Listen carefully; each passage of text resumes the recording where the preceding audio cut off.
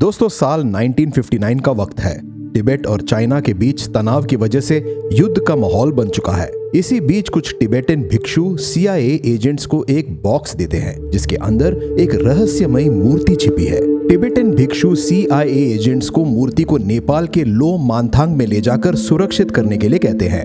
दोस्तों ये कोई आम मूर्ति नहीं थी। इस मूर्ति की एज ही 28,000 साल पुरानी थी। ये मूर्ति धरती पर मौजूद किसी भी सिविलाइजेशन से बहुत पुरानी है, क्योंकि पुरानी से पुरानी सिविलाइजेशन जैसे Mesopotamia, Maya civilisation, Indus valley, Harappan, Egyptian जैसे एंशिएंट सिविलाइजेशन भी 5 से 6,000 साल ही पुरानी है, जबकि ये मूर्ति 28,000 साल पुरानी थी। CIA ऑफिसर्स इस मूर्ति को भारत के सीक्रेट एयरबेस पर लेकर जाते हैं, जहां से फिर मूर्ति को अमेरिका ले जाया जाता है। इसके बाद मूर्ति पर कई तरह के रिसर्च की जाती है और मूर्ति को कोड नेम दिया जाता है मस्टैंग 0183। लेकिन दोस्तों मूर्ति के साथ एक मैन्युस्क्रिप्ट भी थी जिसमें इस मूर्ति को कल्प विग्रह से आइडेंटिफाई किया गया था। ये मूर्ति कई सालों तक CIA के स्टोर रूम में पड़ी रहती है, लेकिन फिर एक दिन अचानक जब मूर्ति को वापस से ढूंढा गया तो मूर्ति CIA के स्टोर रूम से गायब थी। दोस्तों अब सवाल ये उठता है कि आखिर ये मूर्ति गायब कैसी हुई? किस तरह की रिसर्च इस मूर्ति पर की गई? 28,000 साल पुरानी कल्प विग्रह मूर्ति को किस सिविलाइजेशन ने बनाया था? आइए समझते हैं इसी कल्प विग्रह मूर्ति के इतिहास को आज की इस वीडियो में। लेकिन दोस्तों अगर आप चैनल पर नए हैं तो ऐसे ही इंटरेस्टिंग वीडियोस देखते रहने के लिए सब्सक्राइब कीजिए रेडी स्टडी नॉलेज को और बेल आइकन दबाना ना भूलें। दोस्तों साल 1960 में अमेरिका की सीक्रेट एजेंसी CIA एक मूर्ति की वीडियोस पब्लिक करती है। कई महीनों तक ये मूर्ति CIA के स्टोर रूम में रखी हुई थी, लेकिन फिर CIA ऑफिसर्स की नजर इस पर पड़ती है। इस मूर्ति को एक बॉक्स में रखा गया था जिसका डिजाइन काफी यूनिक था, और जब बॉक्स को खोला गया तो उसमें एक मैन्युस्क्रिप्चर भी मौजूद था।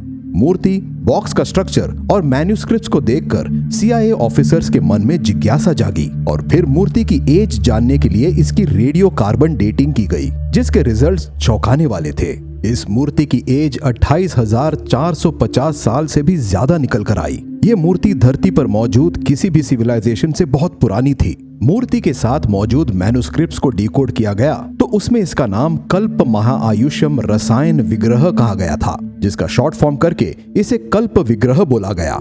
दोस्तों इस मूर्ति में मौजूद मैन्युस्क्रिप्ट्स की लैंग्वेज कुछ संस्कृत भाषा से मिलती जुलती थी, इसीलिए अगर इसे हिंदू टाइमलाइन के हिसाब से समझा जाए तो ये मूर्ति महाभारत काल से भी पुरानी द्वापर युग से थी। हैरानी की बात यह है कि हिस्टोरियंस के अकॉर्डिंग इतिहास में मेटल एज की शुरुआत 6500 BCE यानी 8525 साल पहले हुई थी, जब इंसानों ने पहली बार तांबे के मेटल का इस्तेमाल करना सीखा था। लेकिन इस मूर्ति का अस्तित्व तो उससे भी पुराना था, जो कि इस मूर्ति को और भी रहस्यमयी बनाता है। 47.10 ग्राम की ये मूर्ति ब्रास यानी पीतल की बनी थी, जिसकी लंबाई 5.3 सेंटीमीटर और चौड़ाई 4.7 सेंटीमीटर थी, जो एक राउंड शेप ओवल बेस पर बनी थी। दोस्तों कल्प विग्रह मूर्ति के साथ मौजूद हजारों साल पुरानी मैन्युस्क्रिप्ट की लैंग्वेज संस्कृत भाषा जैसी दिखती है, इसीलिए हिस्टोरियंस मानते हैं कि ये मूर्ति प्रोटो हिस्टोरिक पीरियड की है, जब कोई भाषा नहीं थी और नॉलेज को सिर्फ बोलकर पास ऑन किया जाता था।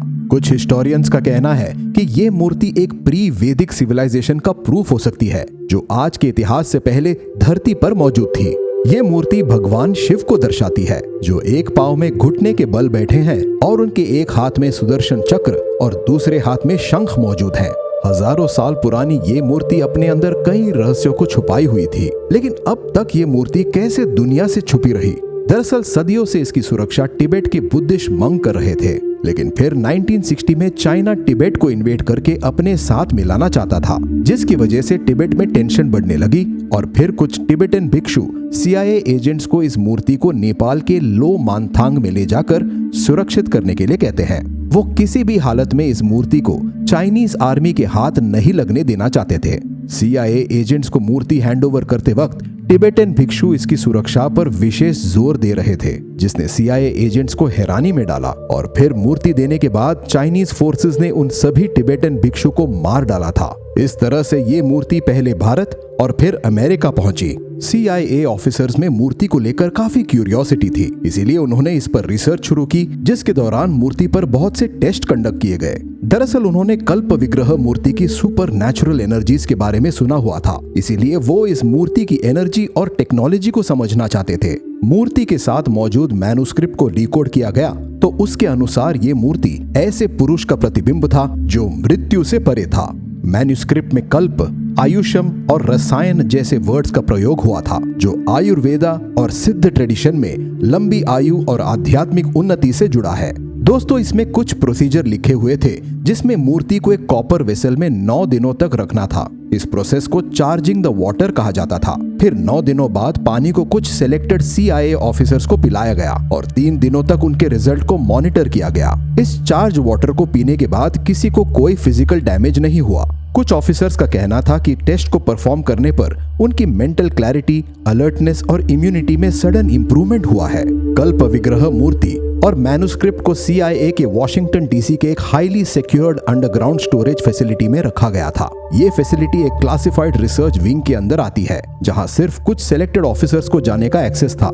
मूर्ति को क्लाइमेट कंट्रोल बॉक्स में स्टोर किया गया था। मैन्युस्क्रिप्ट को आर्काइव कंडीशन में रखा गया था और उसकी मल्टीपल फोटो कॉपीज बनाकर एनक्रिप्टेड डिजिटल फॉर्मेट्स में भी स्टोर किया गया। मूर्ति पर अब एक्सपेरिमेंट्स क्लोज हो चुके थे और इसे सेफली CIA के स्टोर रूम में रखा गया था। कई महीनों तक ये वही बंद थी, लेकिन फिर जब 1996 में एक रूटीन ऑडिट किया गया तो पता चला कि मूर्ति और मैन्युस्क्रिप्ट दोनों ही मिसिंग है, जिसके बाद तुरंत मूर्ति की खोजबीन शुरू कर दी गई। कई महीनों तक मूर्ति की इन्वेस्टिगेशन की गई, जिसके बाद इस मूर्ति के मैन्युस्क्रिप्ट्स एक माइक्रोबायोलॉजिस्ट के घर पर मिले। ये वही माइक्रोबायोलॉजिस्ट था जिसे कल्प विग्रह की रेडियो कार्बन डेटिंग करने के लिए रिसर्च में शामिल किया गया था। मैन्युस्क्रिप्ट्स तो मिल गए थे, लेकिन मूर्ति उस माइक्रोबायोलॉजिस्ट के पास नहीं थी, जो कि अभी भी मिसिंग थी।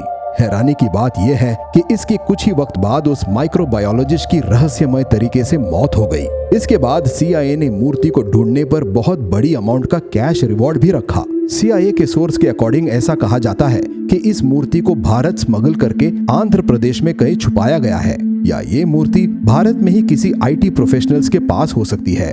दोस्तों, इसके अलावा ऐसा भी कहा जाता है कि CIA ने जानबूझकर मूर्ति की सच्चाई दुनिया से छुपाने के लिए कल्प विग्रह के गायब होने की झूठी कहानी रची है और CIA ने इस मूर्ति के एक्सपेरिमेंट के बाद कुछ और सीक्रेट फाइल्स बनाई, जिसका नाम था प्रोजेक्ट आकाशा, लेकिन इसे पब्लिक से छुपा कर रखा गया है। लेकिन इसमें कितनी सच्चाई है कोई नहीं जानता। दोस्तों, आपको क्या लगता है, क्या कल्प विग्रह सच में एग्जिस्ट करती थी या ये सिर्फ एक फिक्शन स्टोरी है? अपनी राय हमें कमेंट में जरूर दें। फिलहाल आज की वीडियो में बस इतना ही। मिलते हैं अगली कहानी में एक नए राज, नए सफर और नए ट्विस्ट के साथ। लेकिन तब तक हमारे चैनल रेडी स्टडी नॉलेज को सब्सक्राइब करना और बेल आइकन दबाना ना भूलें। मिलते हैं अगले वीडियो में, तब तक के लिए अलविदा। जय हिंद।